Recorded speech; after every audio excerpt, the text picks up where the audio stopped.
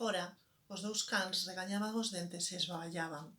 Atados cunha cadea grosa e a carlanca posta, levaban varias horas moi axitados.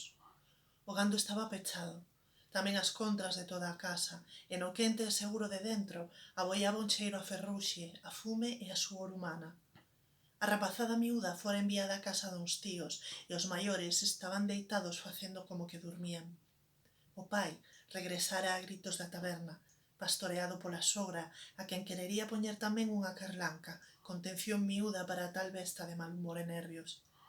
María estaba xa cos traballos e o sétimo, ou a sétima, dos fillos xa estaba en camiño desde había horas.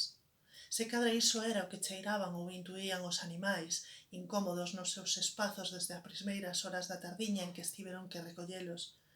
Tamén pola lúa chea, pola predición de trebón eléctrico, ese que fai arder en vez de anegar de auga e lama os lugares de esgos. Veña, paspampeneque, murmuraba a bellota, mentre sorteaba os cantullos guiada pola luz plena da lúa. Moita máis soltura ca el onde vai parar, que xa había dobre e que xa arfaba mareado a tales horas e cos humores da cantina. Veña, merdallán, que non chegamos e hai que ir sacar o cura de onde quera que estea.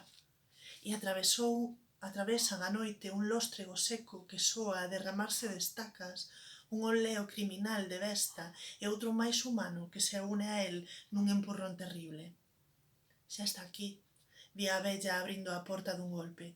Non se sabe se se refire ao xenro, á nova criatura, ao lume ou ao lobo. María xa temos, e non será cousa de chamar a todas como se chama as vacas no prado e que veñan 12 ao chamado, non é? Catalina, ese é nome de galiña. Flor, curto demais, chamaranlle Floriña, que é nome de mexericas. Prudencia, quita dai, muller. Isolda, quen? Ermelinda, ou Micaela, como a ti. Anuncia, por qué? Polos sinais. Merda, Manuela, Manueliña, Niniña, Nela.